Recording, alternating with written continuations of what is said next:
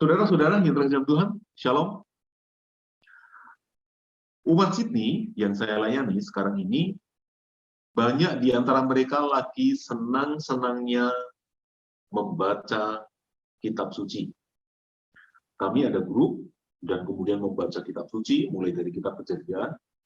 Dan ketika saya mengikuti bagaimana mereka berkomentar tentang kitab suci, saya senang sekali. Karena saya merasakan bahwa umat mencintai kitab suci, menerima kitab suci. Para saudara, salah satu cara supaya kita dapat memahami kitab suci adalah, kitab suci itu adalah teks. Tetapi teks itu selalu ada di dalam konteks.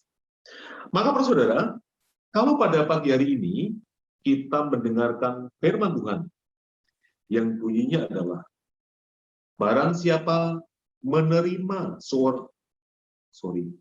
barang siapa ingin menjadi yang terdahulu, hendaklah ia menjadi yang terakhir dari semuanya dan menjadi pelayan dari semuanya. Apa artinya, Pak Saudara? Apa konteksnya? Pak Saudara, konteksnya adalah Tuhan Yesus datang ke dunia ini untuk membawa kerajaan Allah. Namun dalam pengertian gereja Katolik, kerajaan Allah itu dimulai di dunia ini dan nanti disempurnakan pada kehidupan abadi.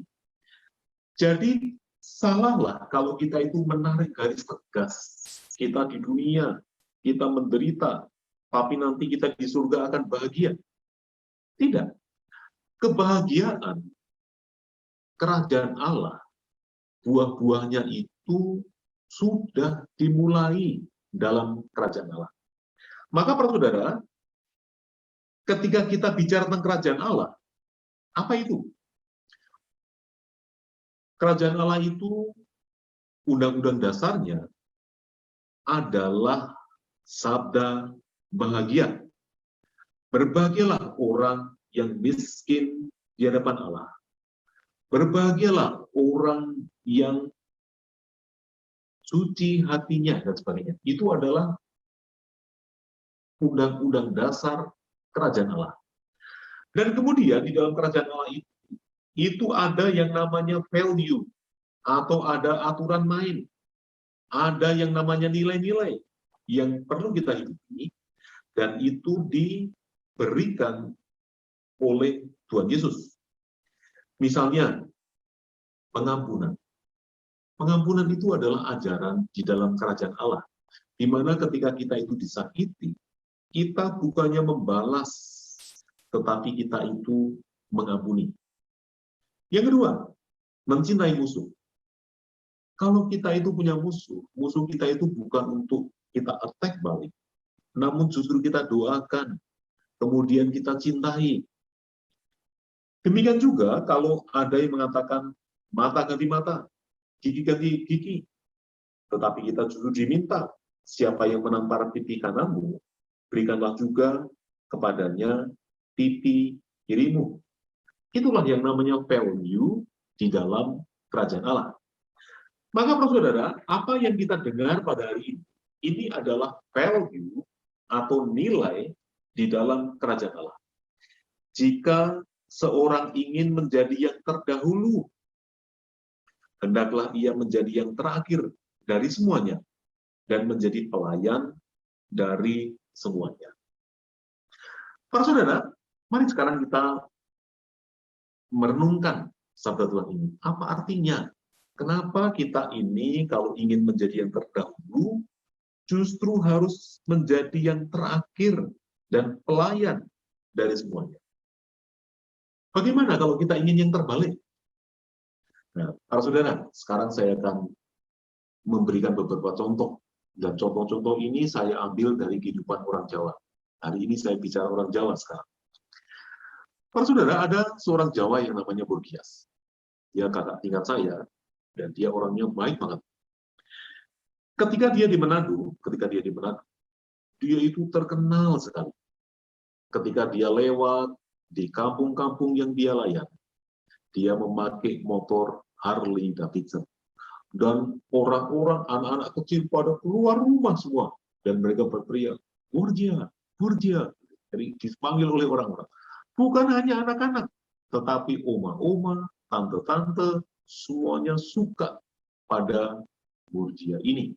Karena dia orangnya pinter, pandai bergaul, wajahnya cakep, dan sebagainya. Pokoknya dia itu kualitasnya begitu bagus sekali.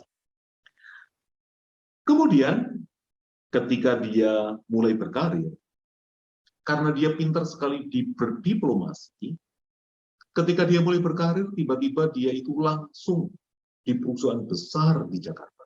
Dan dia langsung ada di dalam level yang tinggi. Masalahnya adalah, walaupun dia pintar untuk menjual kemampuan dirinya, dalam arti dia bisa berkomunikasi dengan begitu baik, advertise himself, namun ternyata ketika dia bekerja, ternyata apa yang ditargetkan itu tidak mampu.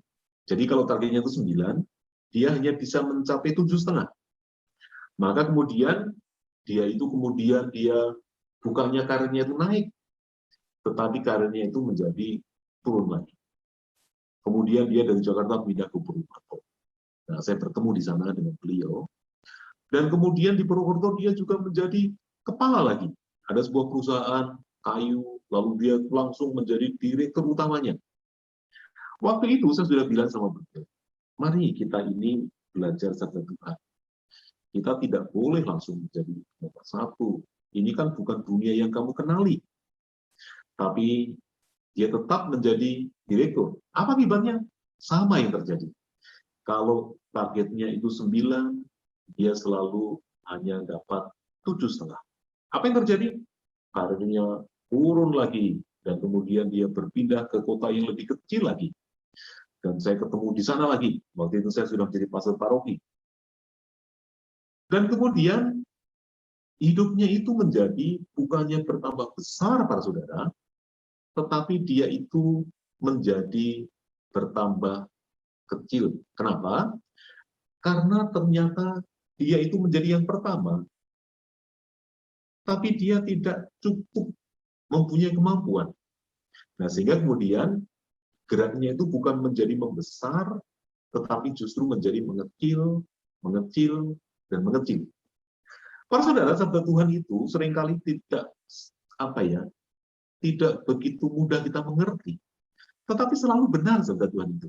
Makanya kita ini ketika kita membaca sabda Tuhan, kita membaca seperti anak kecil. Anak kecil, nanti akan saya terangkan apa itu anak kecil. Yang berikutnya adalah, apa yang terjadi kalau kita ini mengikuti sabda Tuhan ini? Jika seorang ingin menjadi yang terdahulu, hendaklah ia menjadi yang terakhir dari semuanya.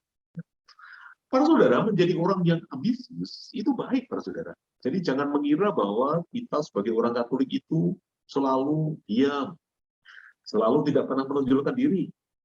Menjadi nomor 1, menjadi maju, mempunyai ambisi, itu hal yang baik. Bukankah dalam Matius 7:13 Tuhan bersabda, berjuanglah lewat pintu yang sempit. Jadi kita diajak untuk mempunyai ambisi juga, memberikan diri kita dalam konteks yang lebih luas. Namun, caranya, jadi sabda Tuhan hari ini bicara tentang caranya. Caranya adalah, yang ingin menjadi yang terdahulu, hendaklah ia menjadi yang terakhir dari semuanya, dan menjadi pelayan dari semuanya. Para saudara, di Jawa, ada seorang yang bernama Sugio. Sugio ini orang Jogja. Dan dia lahir kira-kira pada tahun 1900-an. Jadi jauh di atas kita.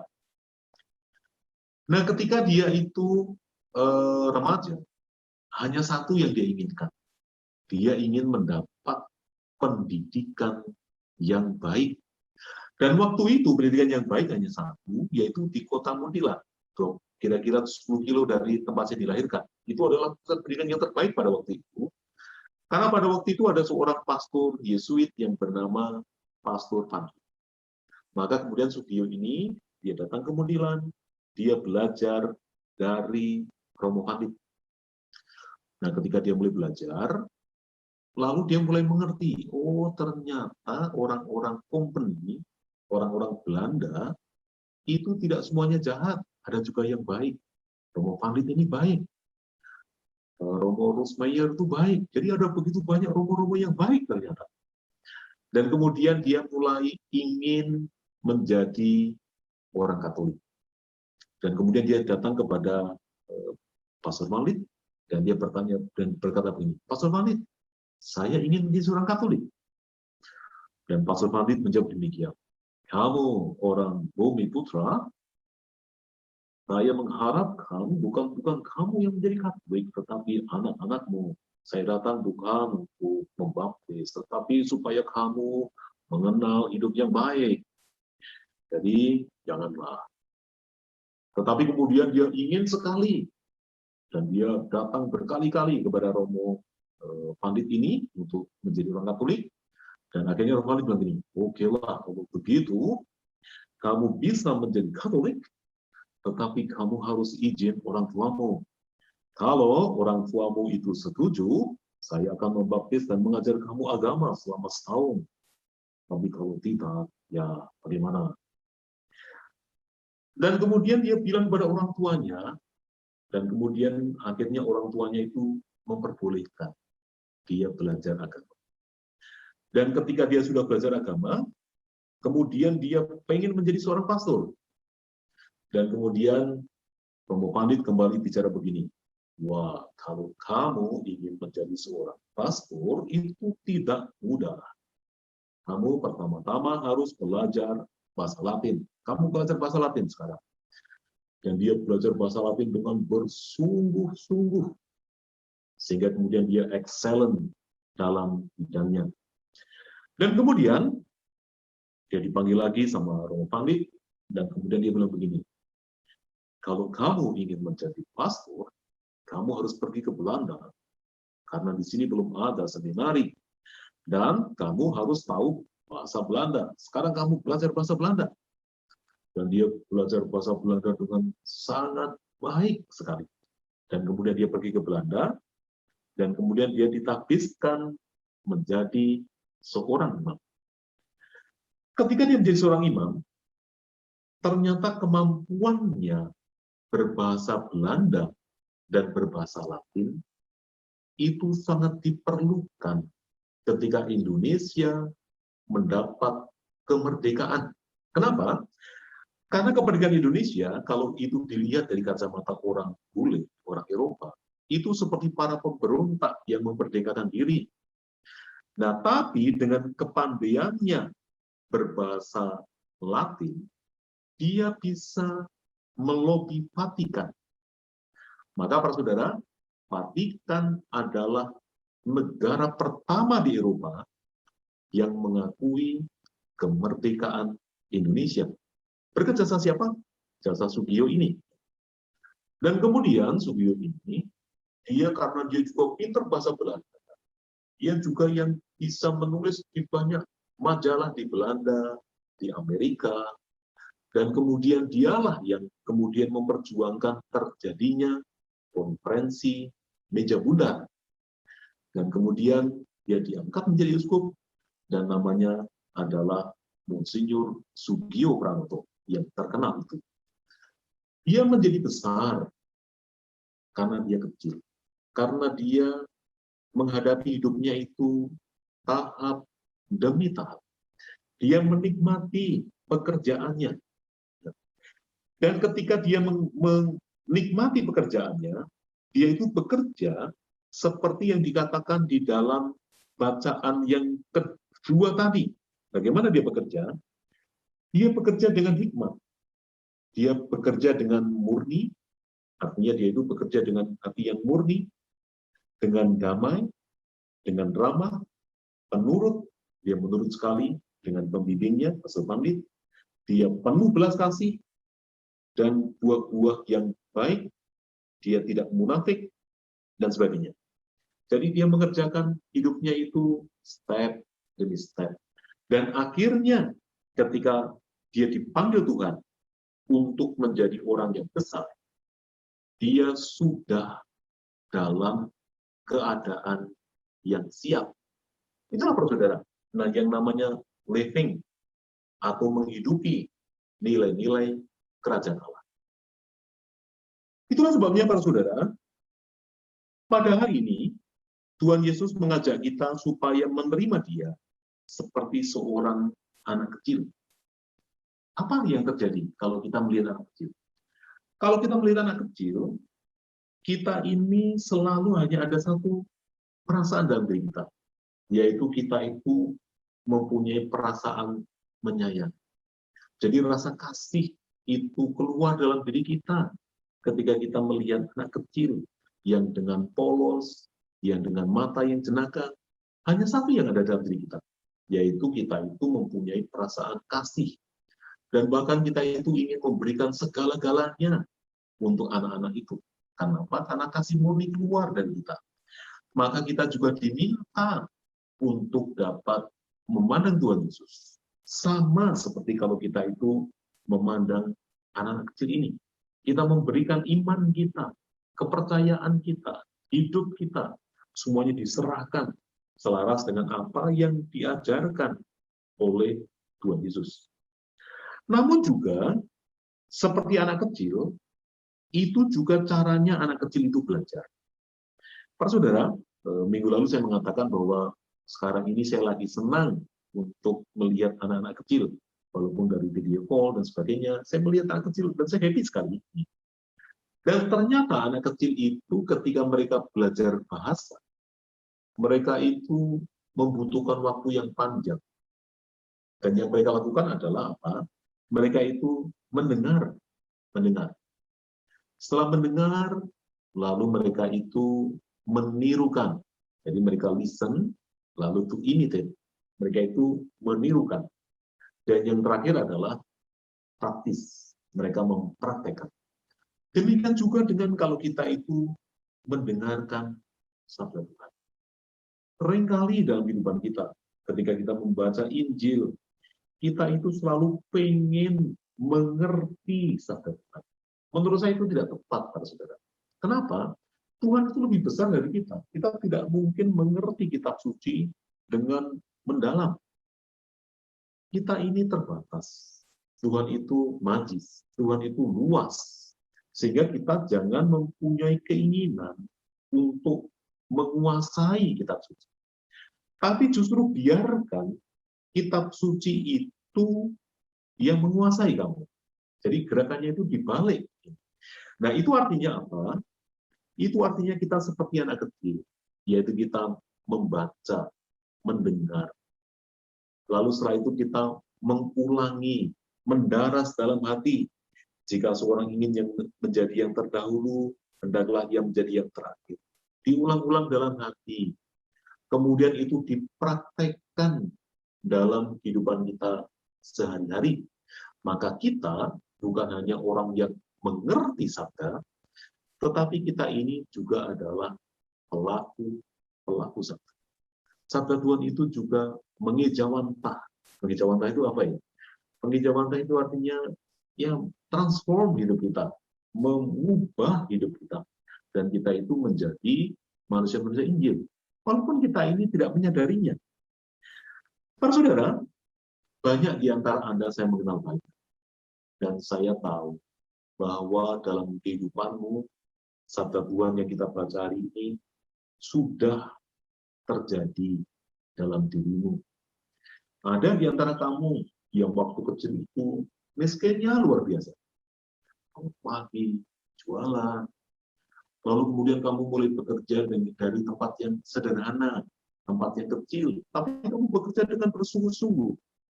Akhirnya kemudian bisnismu mulai maju. Kamu berpindah ke tempat yang lain. Kantormu menjadi tambah besar. Dan kamu menikmati momen demi momen ketika kamu bertemu customer. Kamu tertawa, kamu menawarkan minuman, kamu berbahagia dengan customer. Dan rewardnya adalah kamu menjadi kamu yang sekarang ini, di mana kamu mempunyai kemampuan untuk mencintai orang secara lebih luas dengan apa yang engkau punya. bisa memberikan sesuatu pada orang lain. Dan itulah kegembiraan. Jadi para saudara, sabda Tuhan itu jangan dipikir seperti kita itu ada jarak dengan kitab suci. Kitab suci adalah sabda yang hidup. Kitab suci adalah kalimat Allah, kalimat Allah. Dan Allah itu hidup, dia bukan hanya tertulis dalam kitab suci, tetapi dia juga hadir di dalam kehidupan. Dan kalau kita melihat kehidupan orang lain, kita juga bisa melihat, ternyata sabda Tuhan hidup dalam dirinya. Dalam diri Sugio, kitab suci begitu hidup. Saya bisa melihatnya. Karena dia adalah pelaku sabda. Pada diri Borgia, sabda Tuhan juga hidup. Sayangnya terbalik. Jadi jangan terbalik ketika kita itu membaca kitab suci. Supaya kitab suci itu betul-betul hadir di dalam kehidupan kita.